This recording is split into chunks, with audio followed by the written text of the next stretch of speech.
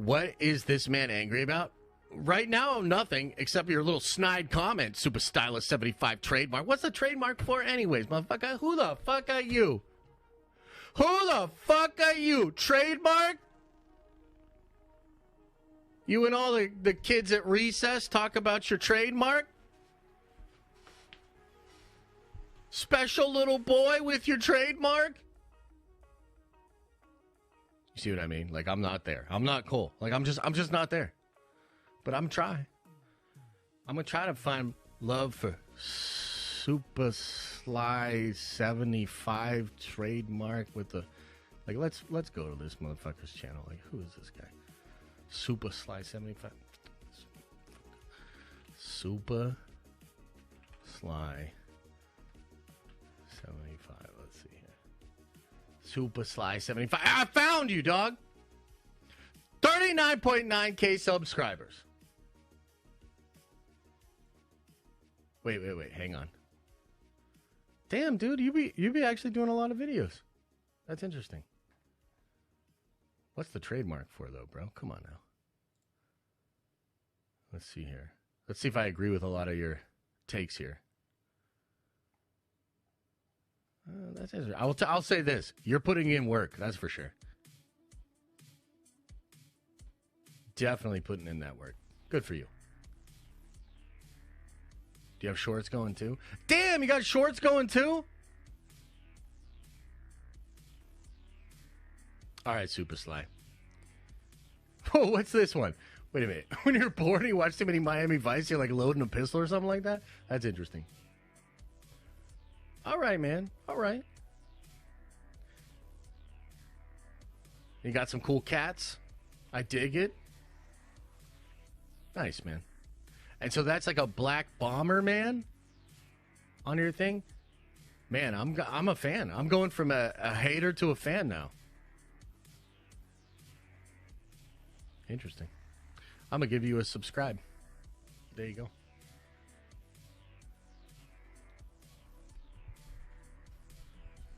What is the TM about, though? What's that about? Josh. But being shorter. How tall are you? I'm only 5'5". Super Sly's 5'5" and gets plenty of ass. That's what I'm saying. I'm not going to use that as an excuse either. But so you're in sales? Yeah, I'm in sales. Are you in outside sales? In store. You know, like selling like actual phones. Okay. I'm also training to do for businesses and things like that. Okay, so you're an inside sale. You're 38. Yeah, just turned. What kind of shape are you in? I'm overweight. Working on it right now. Okay. You got two struggles already. You can't be short and fat. Yeah. 2 strikes. You got to pick a struggle. That's true. Super Sly's 5'5", but he's yoked. You know that. Why are you short and fat? Mm-hmm. Why? You know women. Hey, real quick, I ain't gonna be here long, man. I ain't gonna be here long.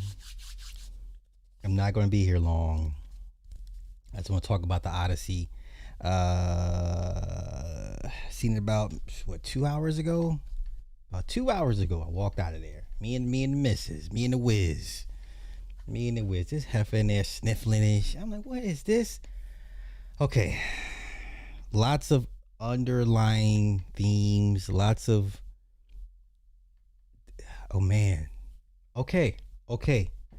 So if I forget stuff, please say something in the comments, and I'll address it in the movie. You know what? Let's go here first. Let's go with the IMAX grift. IMAX is a grift. Okay. This is social engineering. Social engineering. IMAX can't save Hollywood. It's not going to be a threat to streaming. Like, there's only a legit 30 IMAX projectors in the entire US, maybe 15, 20 more throughout the world. So IMAX to me is a grift. To me, it's a grift. So let's go over that first. Why IMAX is a whole grift. Okay.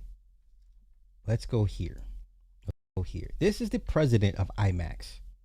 Now, all this technology, all this money, and you still can't get more theater. Let's let him tell it. Yeah. Let's let him tell it why you only have literally maybe 50 IMAX screens in the more entire IMAX world. 70 screens, because I know with this one it's sold out for.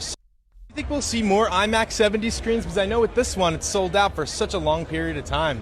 Do you think like a New Yorker can see a second one, or will we get one in smaller cities? Is that the goal?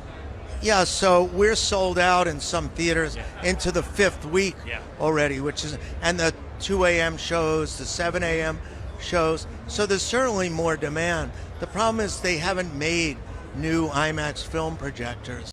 Well, why not, sir? Why haven't they made more IMAX film projectors? You got Sony Reds, you got Sony HDRs, you got other Canon, Nikon. You have all. What do you mean you can't make more IMAX projectors? Why not, sir? In about 50 years. So we retrofit them, we rebuild them, and part of our strategy is to see how far we could take it. But certainly demand driven, I like to see more. Wait, so you can't build? You can't build more projectors because the technology is.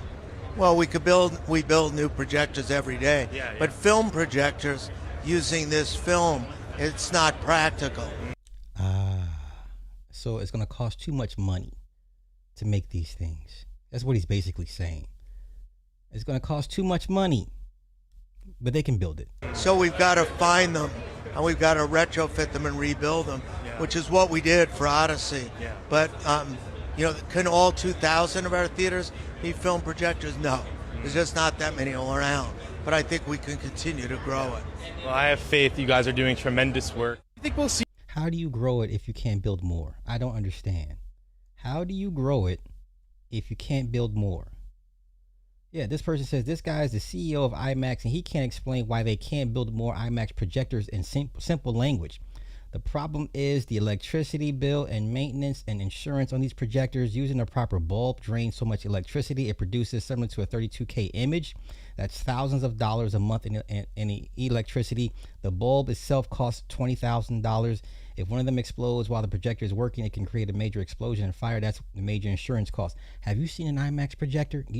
Have you seen how much it takes to wind that film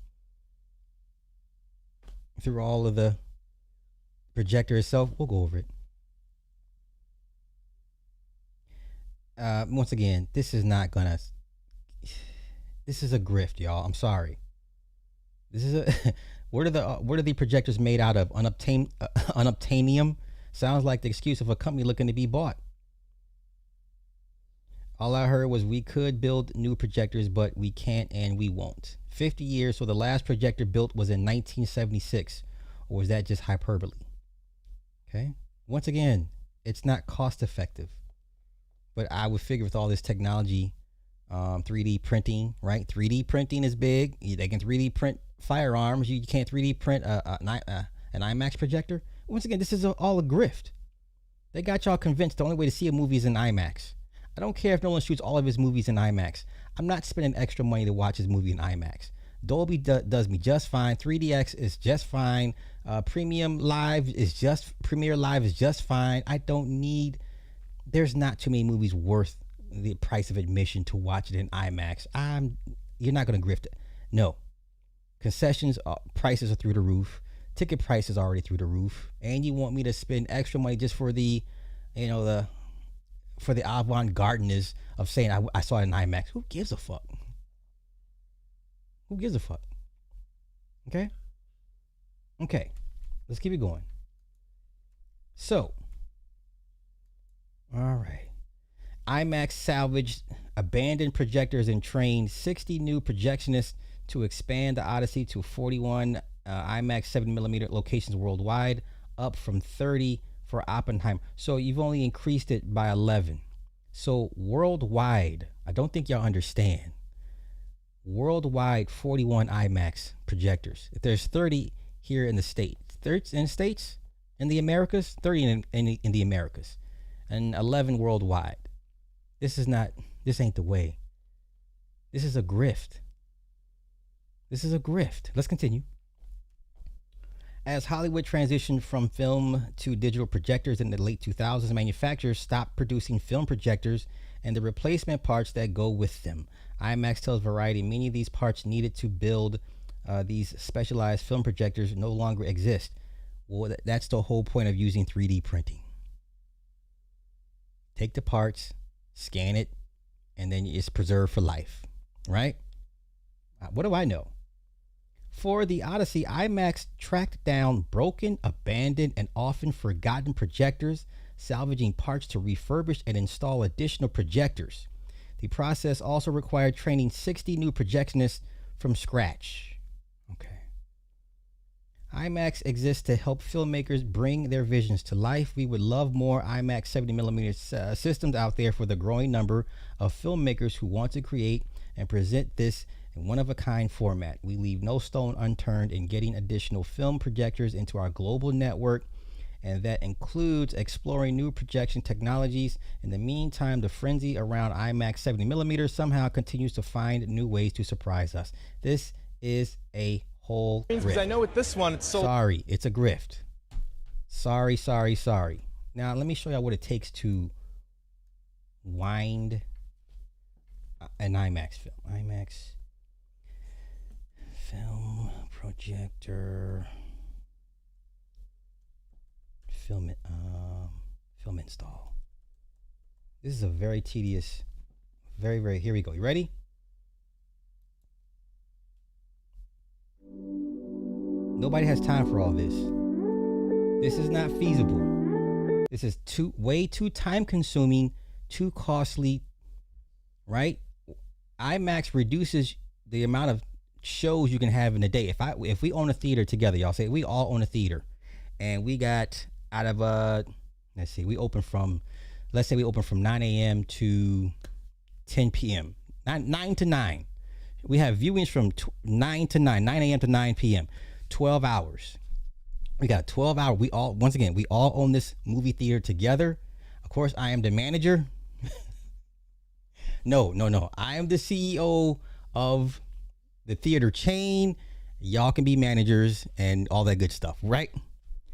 We have a 12-hour window to show as many movies as possible, to generate as much money as possible. Yes? If everything is shot in IMAX, we can only that's maybe 5 movies in a 12-hour window, as opposed to maybe 10 movies in the 12 and 10-hour window. Do you understand? It reduces the amount of movies you can show. The longer these movies are in IMAX, the more you reduce your movie schedule time. That's less money. But let's go here. Who's got time for all this?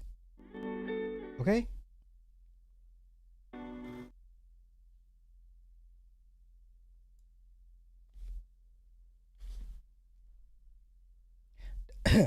Now, when I used to work at a movie theater, we had to learn how to thread it through the projection. It wasn't an IMAX, but even just threading film through a regular projector.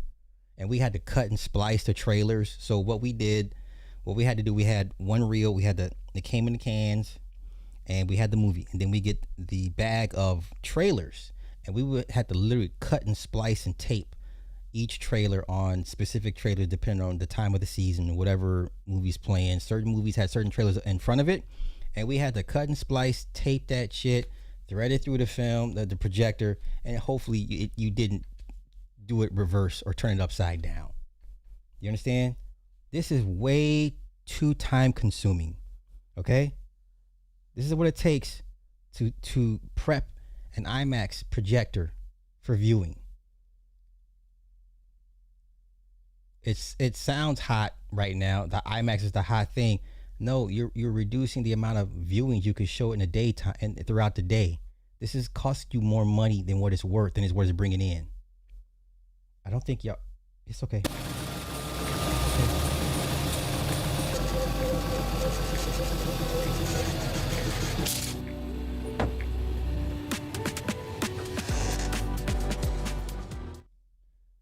It's the same process as a regular film projector with thread, but the projection itself has way more motors and points of contact in it. But this is pretty much the same process that I had to learn, but this is like times 10. And you have to do this in between each viewing. Okay? Look how many reels they have to splice together. Jesus, insane. Wait. What do you mean they? What do you mean? Did you show anything from it? You mean they blocked it? Oh, hell no. Hell no. That's crazy. Where they say content or Hey Jay, if you are where you at? Let me pull this. Hey man, if you're free right now, it's up to you, man. We can do this, when you got free time. Oh, you showed the trailers. Oh, that's going. Yeah, okay, that's what's going to do. Bro, you know how Universal is. You know how Universal gets down. They had to do this for every viewing. Look how time consuming this is.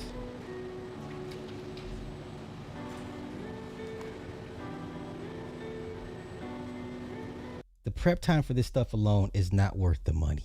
I don't care what anyone tells y'all. Ask somebody that works at an actual movie theater that works the projector, and has actually had to do an IMAX system, and they'll tell you that it's not that serious. It's too time consuming. You have to do this before each viewing.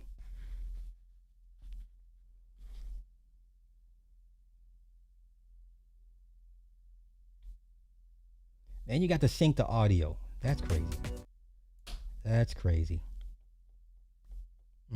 Not worth it, y'all. Y'all bugging.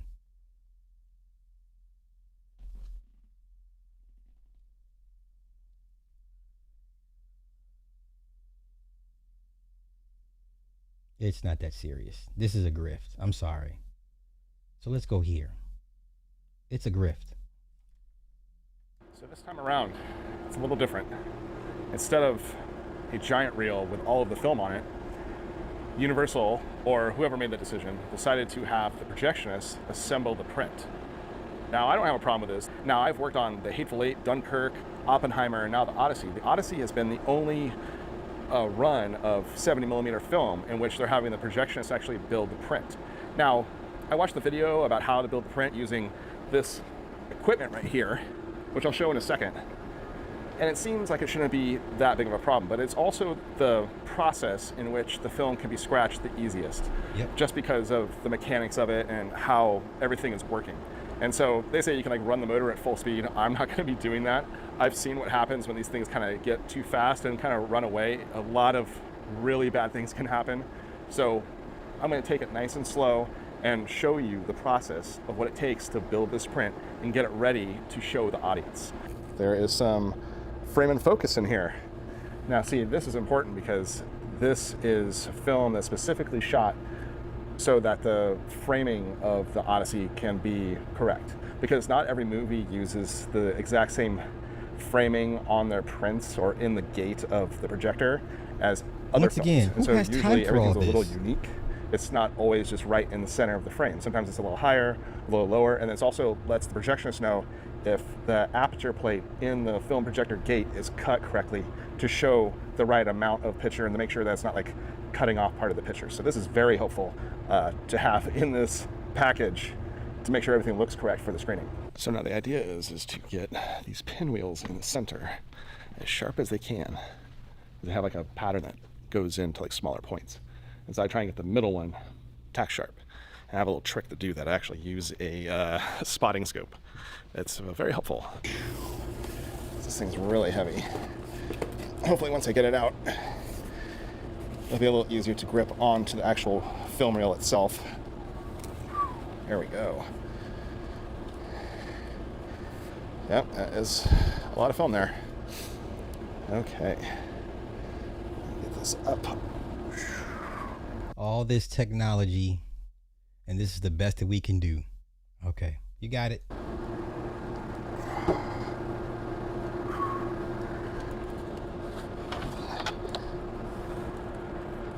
There's a little deal in here to get this lined up correctly. There we go. All right. Well, that looks correct. As long as this side is up. Should we get a load?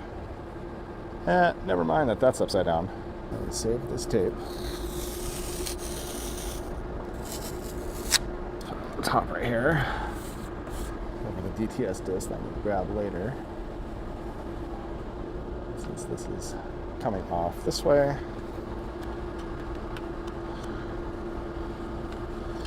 Red leader needs to be face up.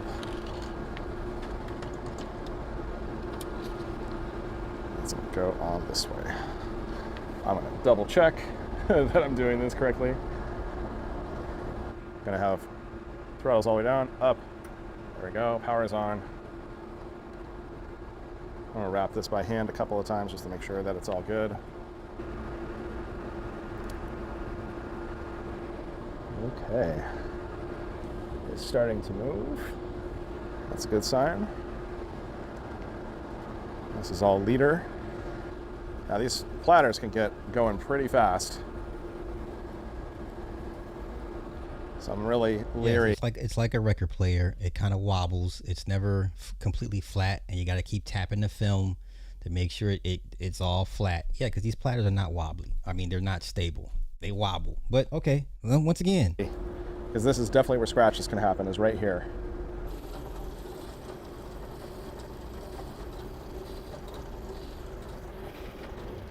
So it should be running out here soon. Okay. Woo. Oh man. That was a little, yeah, I like how this is just like cruising now because the motor's disconnected. I can just feel like the wind off of here. Definitely going pretty good. I'm gonna try and slow it down a little bit here.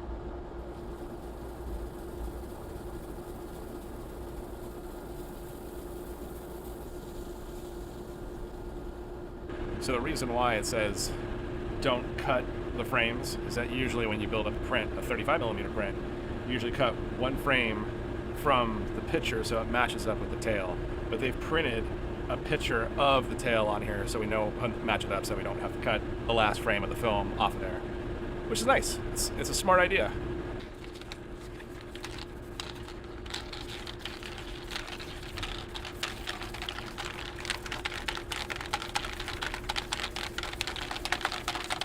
this is the best we got.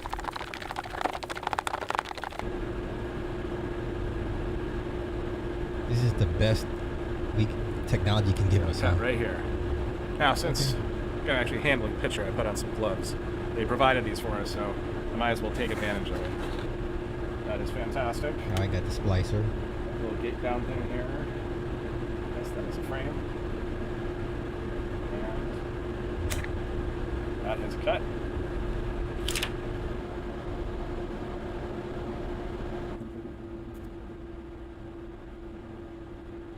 Yeah, put the tape on it. Yeah, tape it up. This has to be double-sided. It said, don't push down on the platter with a slicer. All right. Splicing tape is cut. The holes are punched in there. Right here with film.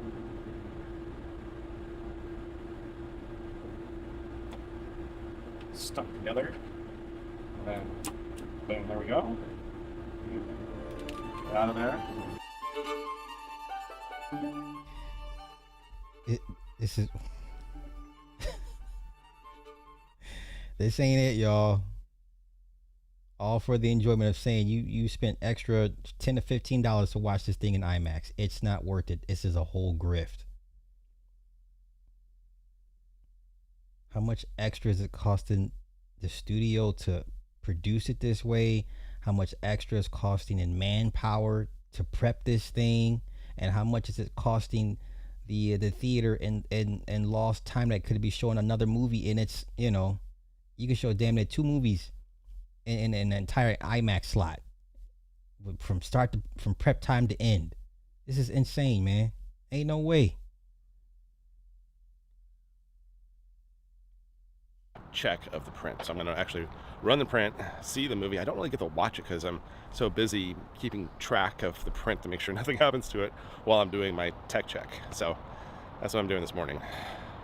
Sure, nothing go wrong. Very rarely does, but it's only if you do your job.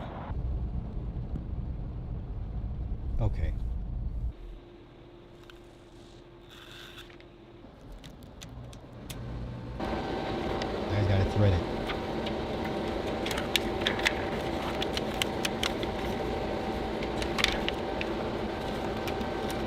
lot of newer theaters have digital projectors. It comes on a disc. A lot of the newer theaters are going digital. Who wants to keep dealing with film? It takes too long, right? But okay, I don't know what I'm talking about, but come on. This is what y'all be paying for extra to say you saw it in IMAX. And you're gonna argue that the screen quality is that much better than Dolby or PLX or okay, if you say so. Well, the whole slider aspect ratio, you get more film. What we say? Okay, sure, okay. Yeah, you get more landscape and you get more real estate in the film, more film real estate. Like, it's really not that serious, man.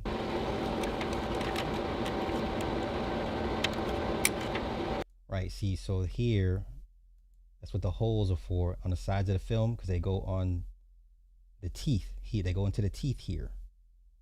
Okay, that's why the holes on the sides, the punch holes. Okay, there's teeth here and there's teeth on the other side of it, and you just line it up. Okay. Wow, this brings back so many memories.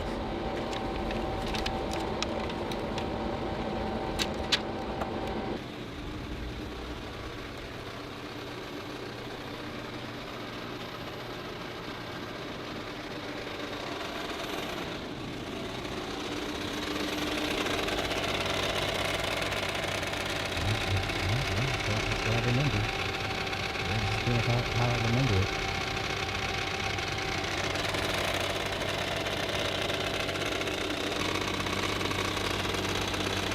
All right, tech screening is going pretty good so far. Yeah, it's running. That's what qualifies as good. It's running and it sounds good. Like, the movie sounds good, and the projector sounds good. Because usually, if there's something wrong with the threading, you can usually hear it in the projector. Like, it'll just be a little noisier than usual. It's usually your sign that there is something a little not right. You gotta check your threading. And hope you don't scratch the print, forever damaging it.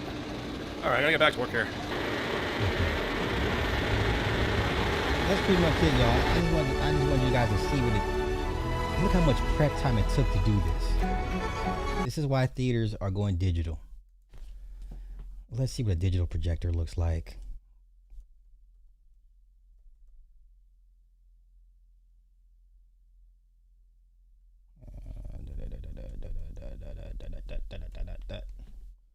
All right, this is what it looks like.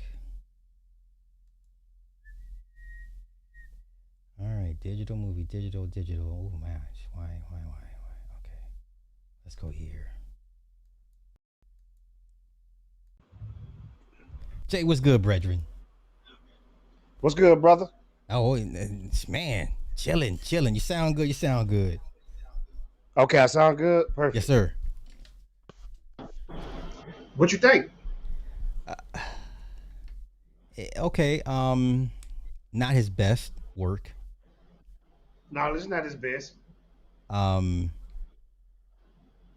his best work. It worked. I liked it, but I'm not gonna. This is not a top 5 Nolan film for me, man. It's not. No. But it's good though. It's good. Oh, you don't think it was good? His good is better than most. His good is better than average director.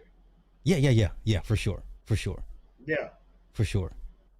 To me, the cinematography, dang, you know what I'm talking about. Yeah. That alone is off the hook to me. I felt it was like 20 minutes too long. It was too long. Third act was like, long. let's speed this up, man. Speed it up. Yeah, it was, and the flaws in the movie, to me, the editing was off. Okay. You know, with the going back in time to learn the story and learn about the character, I didn't like that. He should have just moved forward, like start with the Trojan horse, and then just move forward instead of going back, then going to the present, going back, then going to the present, because that's confusing. Did you have any issues with the sound, the mixing? Because for me, in the first 10 minutes, I couldn't understand the dialogue. I was like, what do we? I had to. Thanks. I couldn't understand it either. Okay. I couldn't understand it either. This is my pet peeve, though. This is my pet peeve. Okay, why did they make Lupita look ugly in this? Okay, now let's get to that. I'm glad you said that. So the twin sisters, remember, they switched places, right? So the original Helen ended up with Menelaus, and he cut up her face as punishment. So the Punisher cut her face up. Yeah, as punishment for, you know. Oh, excuse me, y'all. Spoilers. Nah, man, listen, come on. They got to catch up, man. We ain't got time for all that, man. Fuck all that. We grown shit. So her face was cut up as punishment because that was all she had was her beauty.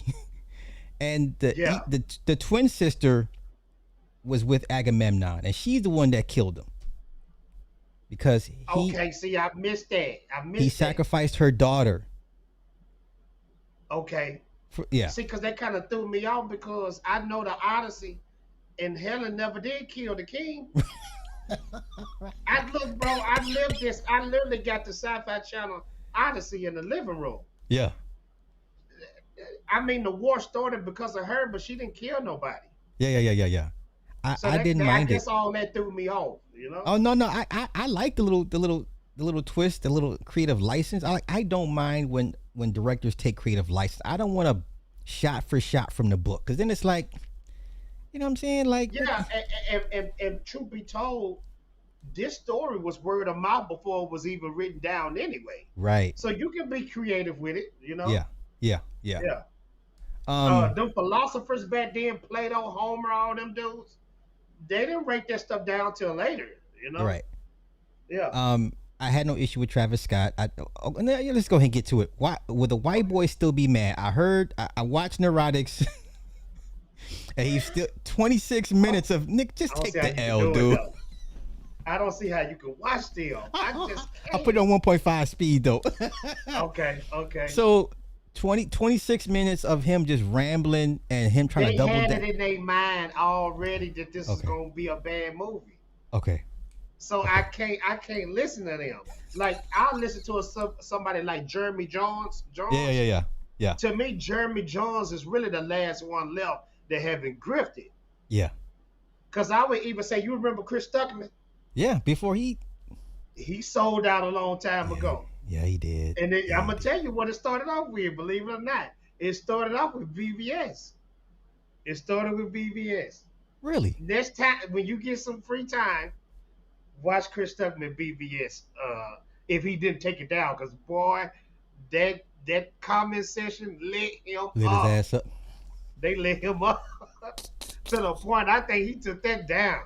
And then now I'm gonna tell you why they really lit him up. He came out with a BVS that he wrote that could have been better. You know how YouTube was doing. I'm about to take a break off online because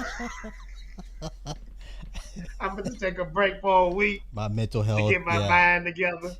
That's when they don't got slaughtered, you know. What did you not like about the movie? Movie was just too long. Okay. Like I said in the beginning, I didn't like that editing where it would just go to flashback moments. Yeah. To me, start off at the Trojan War.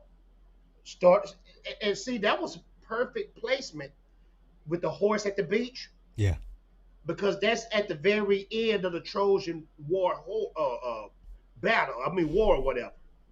That's when the story literally begins. Everybody was fired as far as actors. But believe it or not, the only actor to me that hurt the movie was Tom Holland and Zendaya. Everybody else was on top-notch level as far as acting. But they could have did better with Tom Holland and Zendaya, you know? Yeah. They was amateurs among legends to me. Yeah.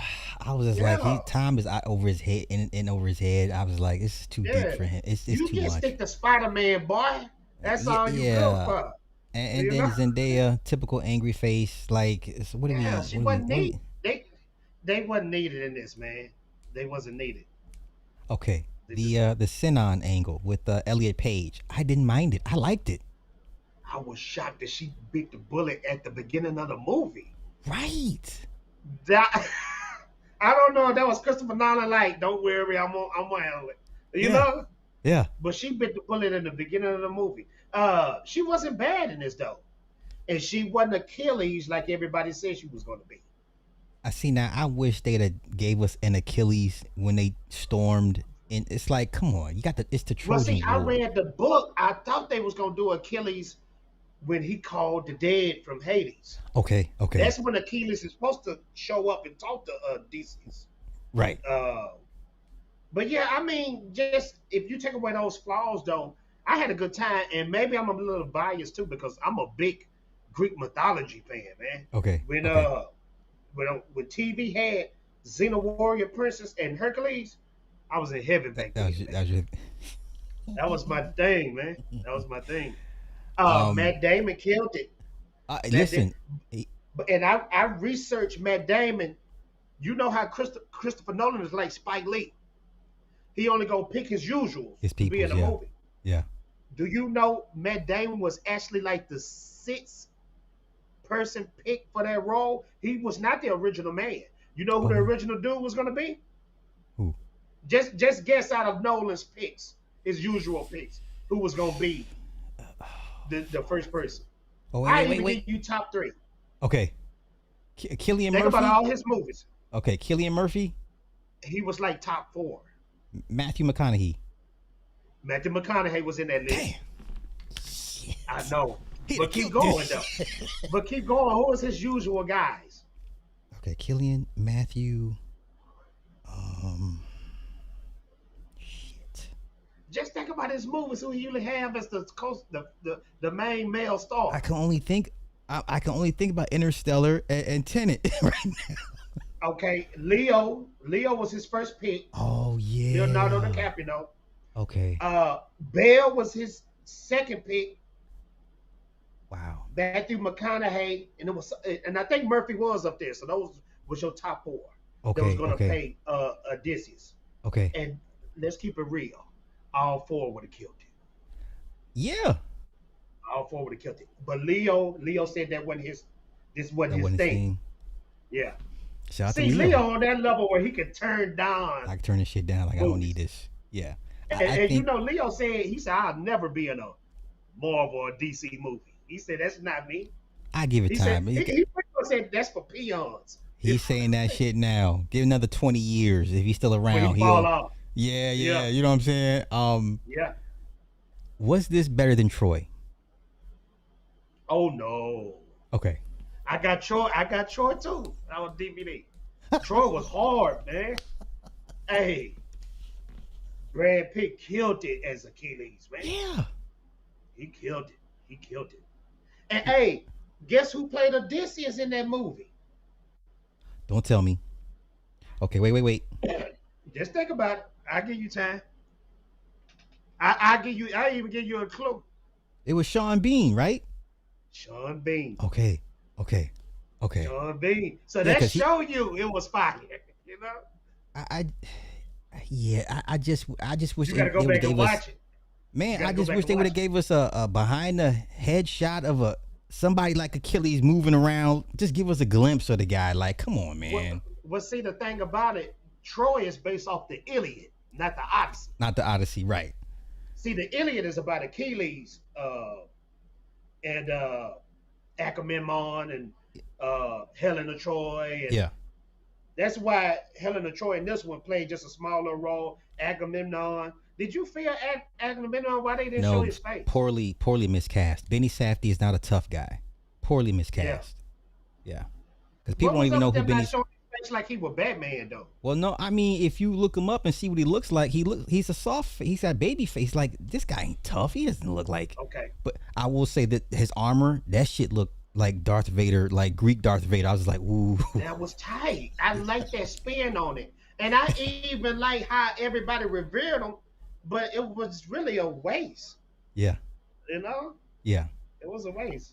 I enjoyed the Hades scene. The giant scene, I was just like, I thought I saw a black giant. Did you see a black giant? I wasn't looking at her. Okay, wait. Okay, so when they're running toward, and they wrecked the 2 ships, and he hits one in the neck with the arrow. I'm like, did that look like a black giant? Maybe I was. Well, he had a diverse. Because think about it with the sirens. Yeah. That was a Japanese man that jumped in that water. That's right. Okay, so we had blacks, we had Mexicans, Yep. we had Asians. The Latino played the blind man, Leguizamo. John Leguizamo. Also, we had another Latino. He and I know he's probably big for that part because he don't get off the chain. John Leguizamo. So many Latino actors I recognize from other TV series, like in this movie. I was like, oh, so he got everybody up in here. So I know the white boys losing their shits. Yeah. You know. Will you go see this again? I'm telling you, man, I might be a little biased. I might even buy this on DVD, on 4K. I might. For real? Yeah. But if I stepped outside of myself, if I was just the average guy, I probably wouldn't like this movie. Okay, why wouldn't the average guy like this movie? It's too long. Okay. It's action, but you have to wait for the action. Okay. People not really into Greek mythology like that. Okay. You know? One underlying theme that I picked up on that I may be wrong. They were colonizers. Who? Odysseus and his crew and his men. I say this because it's almost like a running joke, because everywhere they went, they ended up running for their lives because they've offended or angered somebody, did something. The men just went off the rails and just, you know what I'm saying? Like, well, you got to remember though, Odysseus is the one that set it all off. Okay, let's go there. Yes. Remember, he got cocky during the Trojan horse idea. Yeah. It really kicked off when he killed Poseidon's son, the Cyclops. Yeah. And then he started talking trash like, this all about me. We're going to find our way back home, forget Poseidon. And if you go back and watch the Sci-Fi Channel that really break that down, Odysseus was talking trash to Poseidon to his face. So Poseidon was like, okay, I'm going to show you. I'm going to kill your whole crew. You're going to be the only one left. I'm going to break you down. Yeah, and make you realize, why I'm that guy. The one part when one of his lieutenants is like, man, just pray ask for forgiveness. Just ask him for forgiveness. That's all they wanted him to do, because they knew they was loyal, but they knew Odysseus was wrong the whole time. Yeah. But they still was ride or die. And then it came back on him later on, and they didn't really explain this. It broke him down that all of this is because of him, because of his cockiness, his pride. But the movie didn't really break it down like that. Now, if you go watch the Sci-Fi Channel one, they break it down, Okay. And that's part of what took him so long to go home, because he was running away from the fact that he couldn't be accountable for his actions. Like the whole Zeus law, like he's the one that broke Zeus's law by sending the Trojan horse, by using the gift against the people that believed in the Zeus, and then they became the men of sea. So hubris, pride, all that. I mean, I liked it. I picked up on it. I'm just like, everywhere they went, it was some bullshit. They had to get up out of there quick, fast, and a hurry. They had to get out of every island they go to. They get wrecked. Yeah. I enjoyed it though. I liked it. Matt Damon got cut up for this movie. Hey man, it's the chicken and broccoli diet. Bro, that's the Hollywood. It's the chicken and broccoli diet. It's the Marvel diet. Got the best. Cause Damon is what? He pushing 60. I know. He's getting up there. He's getting up there. Yeah. Cause for a while when I was watching new movies with Damon got kind of chubby, fat. Yeah, he did. Yeah. So, hey, shout out to him. He took this role seriously though. He did a great job. Yeah, he wasn't in that great a shape since the Bourne series. That's when he was. I think he was even in better shape now than those Bourne movies. Probably so. Yeah. Think about the wife, Anna Hathaway. I liked her. She's a good actress. I felt, I was like, yeah, this is some real shit. My wife was over there sniffling and shit. Like, what the fuck you sniffling for? Like, this motherfucking movie, dog. All that girly ass shit out of here. But I felt her. What you think about Patterson though? If you play in the sniveling he played a good villain, I guess. Patterson, you know why we don't really want to give Patterson his props. I'm gonna tell you why. Them damn Twilight movies. Well, you know what? I like But him. Patterson is a good actor. I can't. After I seen him in Mickey 13, I have nothing bad to say about him ever again. He can act his ass off. I don't think this movie really gave him too much to play with. It's like, oh, you're playing the evil guy. Oh. And that's true. And I know about the Odyssey story. The villain that they had him play, he really just a villain inside that castle. He really don't do much except plot and lie.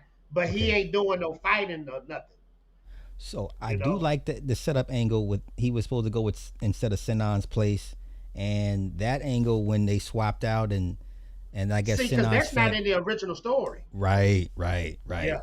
Okay. So I like the reason why Sinan was angry with Odysseus when they spoke in Hades. I was like, I get that part. So I guess that was cool. I mean, he played, I mean, it's not wasn't much what he could do with. But I think for me to stand out was John Leguizamo, because when he came back and the dog saw him and the dog was like, oh my God, and he died. I was like, shit, man. Hey, that dog got to me too. The way they were doing that dog, that did something to me. You know? And hey, I'm acting like the white tea man. I'm starting to feel bad for the animals. You know, I started thinking, I don't know why this slogan popped in my head, but I said, I hope no animals was hurt during the filming of this movie. Felt bad for the dog, man. I liked with Cersei where all the animals were men. Oh yeah. And that was a nice little angle. I wanted to see more of that. Like, who are these men? Why did she change them? Calypso, the Entrenchers. Yeah. They were played by Charlize Theron. Yeah. The black chick played her in the Sci-Fi Channel. She did a great job. That was her first time doing a movie. So you mean no backlash? Used to be married to Rick Fox from the Lakers. Vanessa Williams.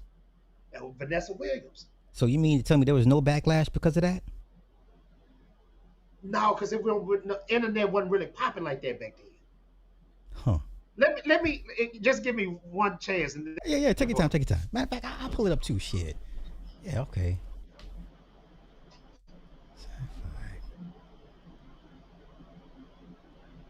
All right. So I got to go check this out. I remember it.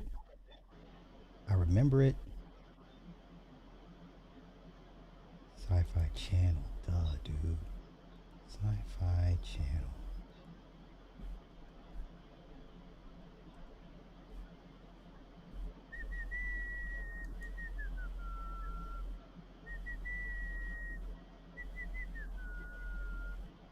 It was a mini series. Oh, okay.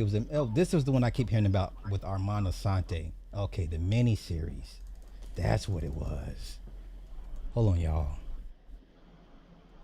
Odyssey mini series. Yeah, Armand Assante. This was it. Okay. So this is what Jay was referring to. Man, any other time I got that movie and I can't. Oh, good. I got it pulled up. All good. I see what you're saying. Yeah, with Armand Assante. Right, I remember. Okay. Yeah. Okay. And see, I got Troy right here. Yeah, I think. See, I'm gonna be that guy, man. I thought Troy was way better for different reasons, man. Troy is better. It's definitely a better movie. The Odyssey, that Odyssey that you just showed. Yeah. It makes things simple for the general masses. Okay.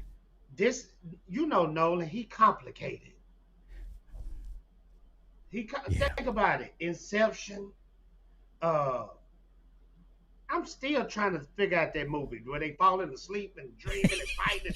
How did they even do that? Then Tenet, I'm trying to figure out how did they make that work. Yeah. That's how you gonna leave a Christopher Nolan film. You're not gonna figure out stuff that's going on. Yeah. Yeah. Yeah. That's his thing, But it got to be free on YouTube. Check it out, man. You're going to like that one. I'm going to pull, I got it pulled up. In my opinion, it's better. It's better. Okay, what could he have done to make this the best version? Should he have chosen different source material? Because he doesn't really write women very strong and very well. But after watching Anne Hathaway, I was like, okay, well, we can stop accusing him of not liking women too much or writing weak women. So that's no more.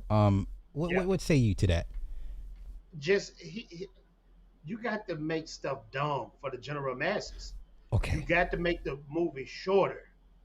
It's just too long. Uh, Things are complicated. Like, did you understand that Zendaya was Athena, the god? Yeah, which made no sense. Yeah, you're a war goddess, and you're trying to get him to be its moral compass. Like, bitch, you should be happy. But in the story, Athena does help him out a lot in the movie, but they never did break that down. Why Athena is helping him out? Right. See, that's what I'm saying. He didn't fill in the holes. I think he was just so focused on being creative. He didn't dumb it down. Now, the highlight of me of the film is the Cyclops scene. What did you think about the Cyclops scene?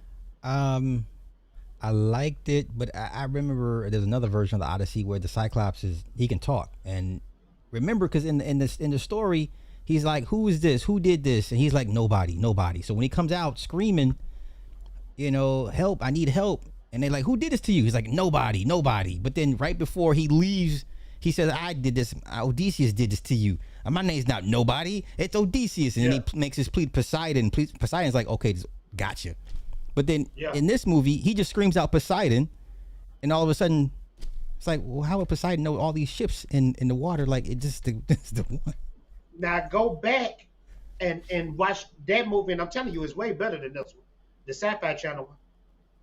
All Odysseus did was after he won the Trojan War, he got in his ship and said, "I'm the one that did this. I'm the best captain. No one can tell me nothing." And then Poseidon came up out that water and he said, "Since you disrespect me, I'm going to put you through a lifetime of pain. And all your soldiers are going to die before you. And then you will know who helped you out during this war." And it's that simple. You know what I mean? Yeah. It's that simple. Oh. So, like I said, I'm Greek mythology biased. And I really believe this is probably gonna be like the last Greek mythology big budget movie we gonna see in a long time. Yeah. So I enjoyed it for that. Okay. But I know I'm curious to see what this is gonna do in the box office. Well, I don't think it touches Oppenheimer. I don't think it makes Oppenheimer money. I think it makes between 800. Yeah, I'm thinking 800, 850. Since this got Nolan name on it, and since it got A-list stars, I could say 700, 800 ish. Yeah, for sure. But no way to do $1 billion. If it do $1 billion, I'd be shocked, but I doubt it. You and me both. So, did this work for the dummies? I don't think so. You don't think so? I don't think so. I don't hear people talking about this like just an outside world. Yeah. I don't hear people talking about it.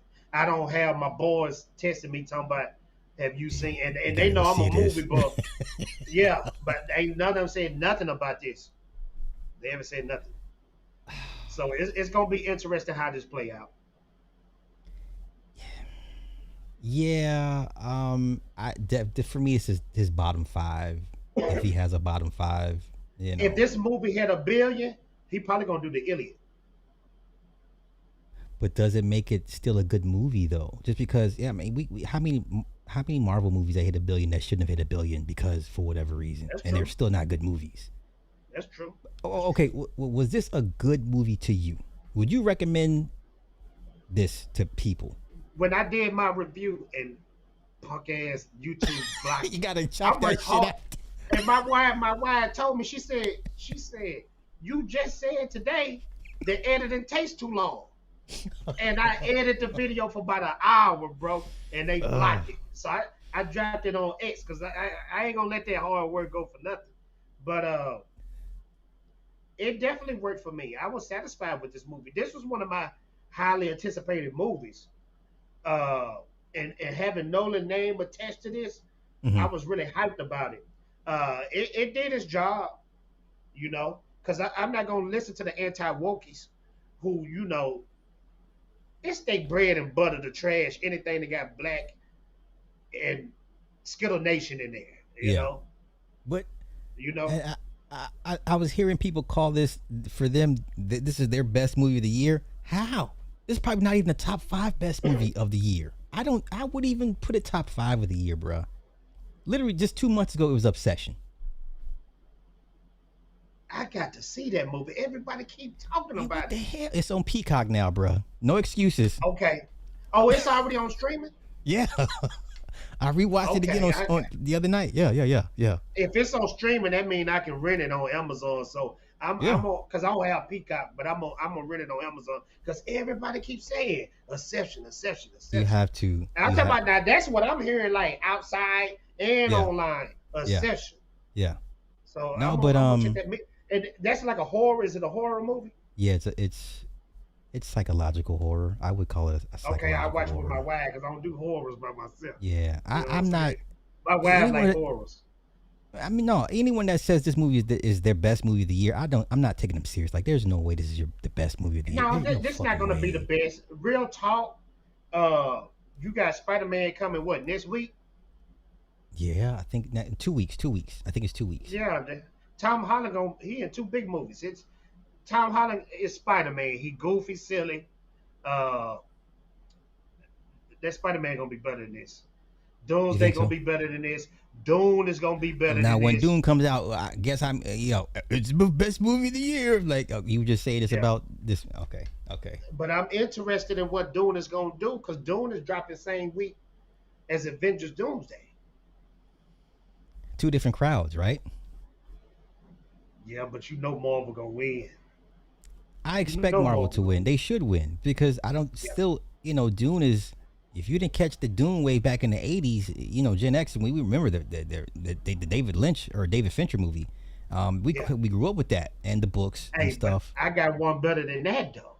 I got a Dune that's better than the one in the 80s, and I got a Dune that's better than the one that just came out. Both movies, and people never believe it until I put them on to it. That and 2000 series, that's on Sci-Fi. You didn't like that? Fuck that shit, man. Hell no, what? Man, that movie. I put Mark onto that because Mark hated the new Doom. I showed him Sci-Fi Channel Doom. He said, "Wow." He said, "Why they didn't drop that one?" He said they should have. I can't believe you didn't like that one. I'll give the Sci-Fi one credit. It went more into the books, and I give. But and they made it easy to understand too. Yeah. Because Villeneuve, people can get lost with that. See, they go too hard. They like Nolan, Villeneuve. They go so hard into the lore that it go over everybody's head, and that ain't what everybody trying to do when they go to the movies. But Jay, but Jay, that's like me asking you to dumb your content down. You would be offended. But Sly, we have to sometimes. you know, we have to. And no disrespect to the chat, we love you. But there's a few out there that just don't have the intelligence, the IQ level. He said we have to. We have to, man. You got to, man. Damn it. You got to. That's where we're at right now. Like moving forward, that's what we gotta do. You remember the movie? What was called that movie? Idiocracy. Yeah. You see that? Yeah. That was a documentary. That was a documentary. Hey, we getting there. Damn. Let me ask you a question though. What do you rate this movie? Just coming out the theater, what you think? What's your rating? 7.5 out of 10. 7.5 out of 10. That's where I'm at too. Yeah. I give it a 7.5 because the acting was good. Yeah. The cinematography was good. The action was good. Okay. Only part of the action, because Nolan's not really good with actions. He's not really good with action. He's not action heavy. Right. He's not action. The only action heavy is Batman trilogy. And even then, and I was about to say, even then, that wasn't really action heavy. Because when we watched that BVS, you can't go into a Nolan movie expecting an action-packed movie. Okay, you're right. But if you're gonna have an action piece in it, man, please get some help. You know what I'm saying? Or bring in somebody that can help you. Because listen, every time I watch BVS the warehouse scene, everybody admits that's the best version of Batman whooping ass they've ever seen on camera. That's why Man of Steel worked good, because there was Nolan and Snyder. You know, Snyder was there for the action. Nolan was there for the dialogue and talking. Yeah. You know? Yeah. I think them two, they get back together, they'll do some damage. I had issues with the third act, the fight scene with him versus all the suitors. It just wasn't realistic. And I'm okay. I had an issue with that because the Sci-Fi Channel Odyssey, it wasn't that many dudes in the room. And to begin with. It was about 10 dudes. Okay. See, and then this one, he fighting 100 dudes in the room by himself. Now watch this, Sly. The Odyssey Sci-Fi Channel was 10 dudes in there. His son was fighting and he was fighting. Okay. Yeah, so that's how they pretty much wrecked everybody in the road. But 100 dudes by yourself, I thought his son was gonna help, but his son only helped in the upstairs. Struggling with the one guy upstairs. Like, come on, man. If you don't end this guy. So yeah, that I wasn't feeling the final act. He dropped the ball on that one. No, definitely. Probably for me that was the weakest part of the movie. That fight scene. Was. But one gem that I love that people I didn't hear anybody catch that. Ryan Hurst. You watched Sons of Anarchy? Have you ever seen the series? No, I'm looking who that is. I've never seen something. What? Jay, quit playing with me right now. Ryan You never Hurst? watched Sons? Bruh, are you for real right now? Oh, I know who Ryan Hurst is, but I don't know. Yeah, he's the mentor. I haven't watched Sons of Anarchy. Yeah, he's the mentor. I didn't notice that with the beard. I didn't notice that. Because you know he just got hurt on the set of God of War. So they shot 4 episodes. I heard about that. He got hurt. He must have got hurt bad. Yeah, they say he tore his bicep. They said he must have got hurt bad because they said they could get a totally new actor. Yeah, torn bicep. Yeah. He's done. Yeah, you gotta give it up to somebody else. But it was good to see him. Like I'm like, oh no, that's Opie, and I don't think anybody caught that. That was Ryan Hurst. Okay, see, since I've been out for the summer, I'm going back and knocking down all the stuff I didn't see as a child. So I'm done with Sopranos. Wrapping up on The Wire. Okay. And what am I gonna start? I think I'm gonna start watching Breaking Bad. Do I need to watch Anarchy before Breaking Bad? Ooh, shit. See, I'm watching all the cold crime dramas. You know? That's a whole one. Anarchy versus Breaking Bad.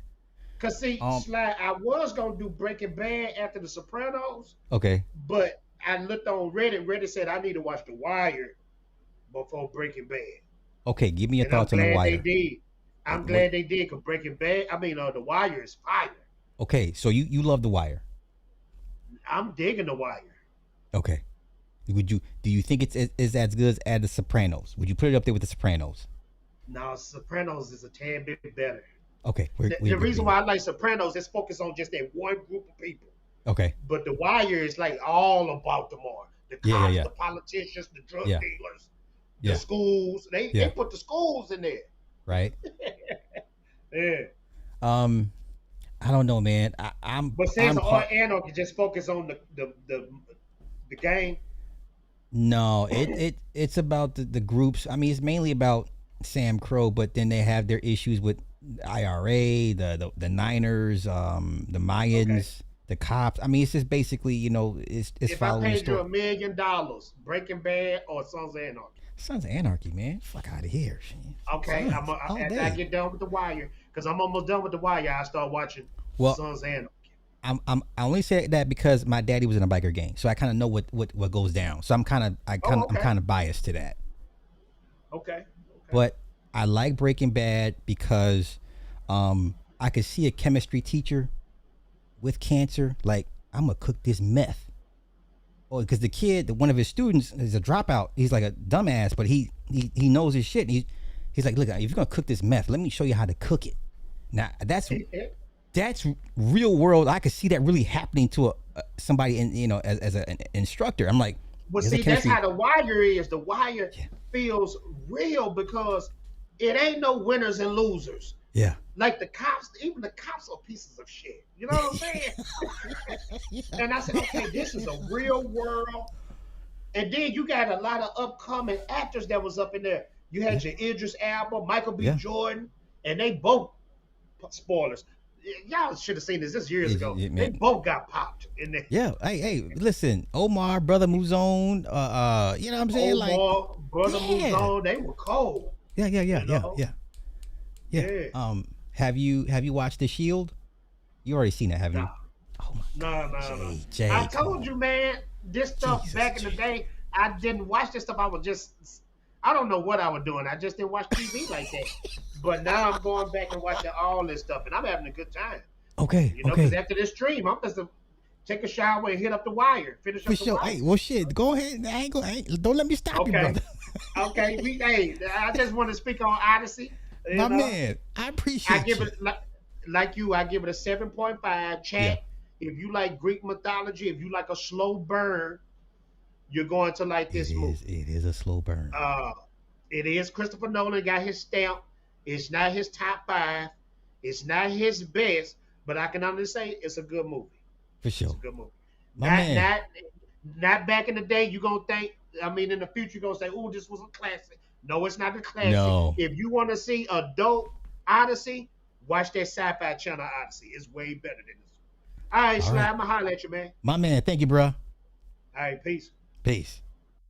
Shout out to my man, Fado J. All right. Okay, good discussion. Good, balanced discussion. So we liked it. We didn't love it. So I'll definitely have to check this out. Okay, I will check this out. Oh shit, we got white Greeks. Oh no, we got white Greeks. What is this? Armand Asante, he's Hispanic, right? Armand Asante, he's Hispanic. American my ass. What is he? This man done played an Italian. He done played a Greek. Let's see what they got him listed as. Like, seriously. He's American? No way. Okay, he is of Italian and Irish descent. There you go. Makes sense now. Okay. What are you gonna do? Success took a shot at you. Yeah, he was an American gangster. That was him. What are you gonna do? You gonna kill it?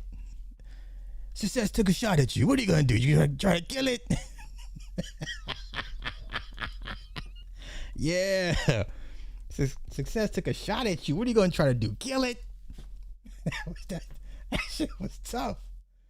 That shit was tough. There we go.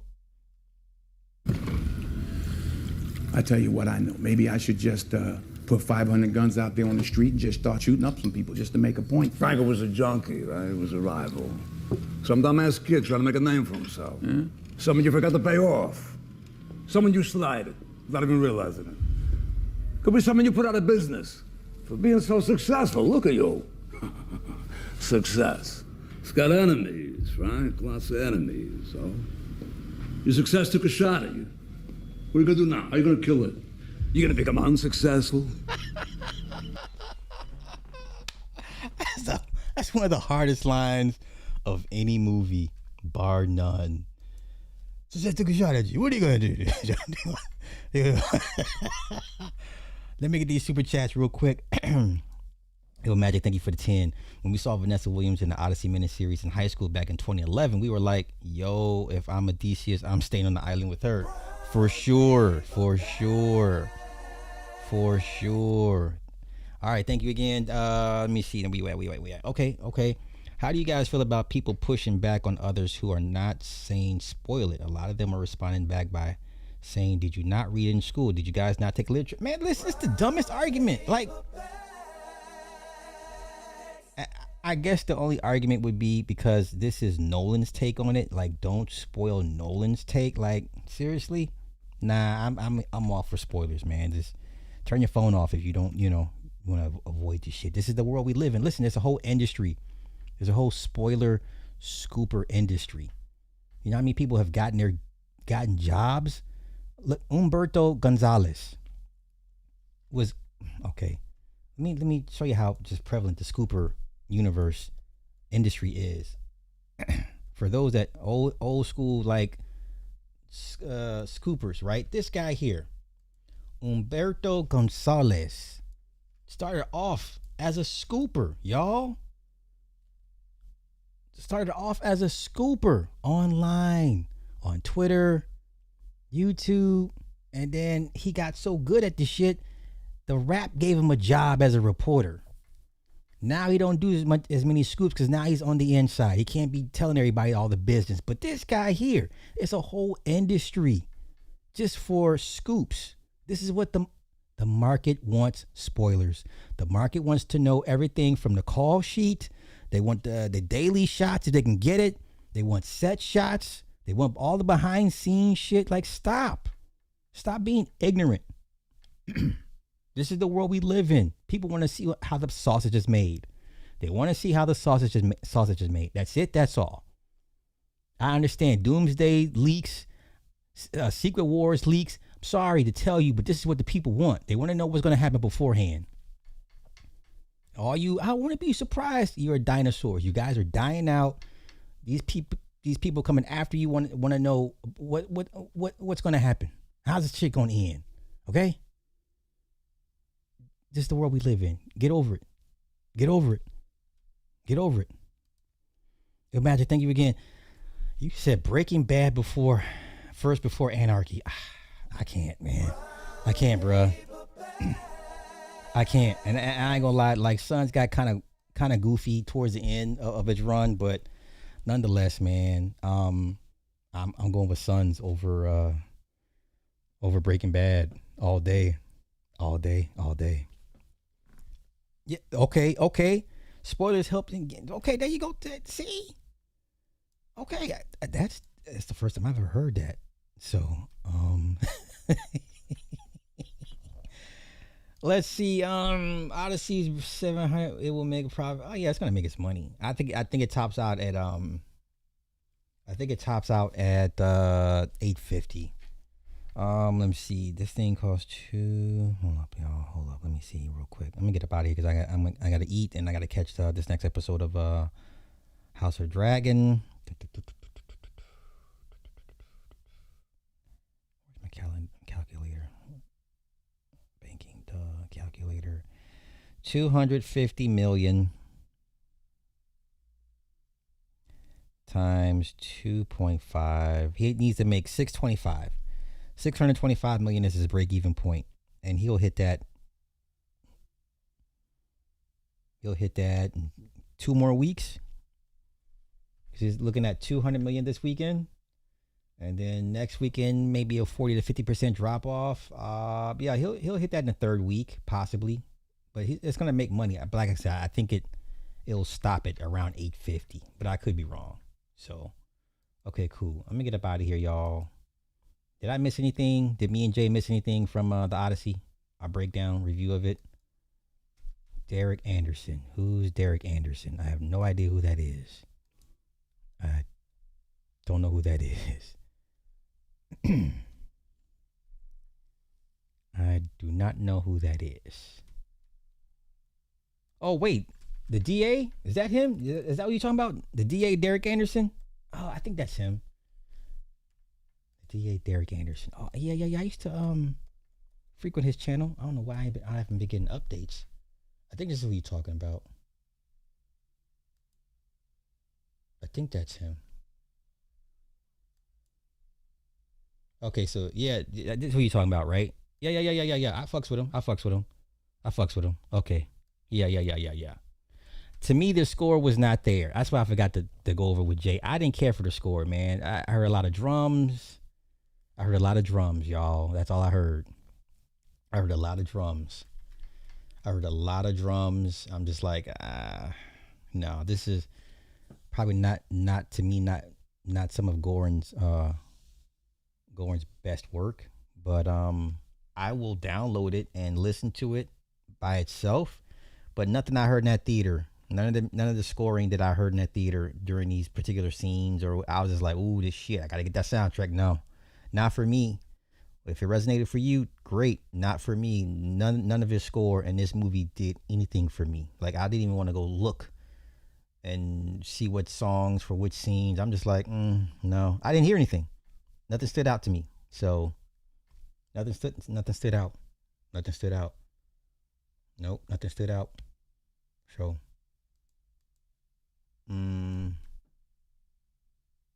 yeah. Yeah.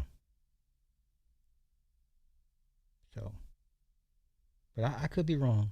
I mean, you know, like I said, if it works for you, then that's all that matters. But it did nothing for me. And I'm a huge Ludwig Göransson fan. Huge fan. Like, he's top 5 of his generation. He'll probably be top 5 of any generation by the time he's done. Like, he's going to be in there, up there with Elfman,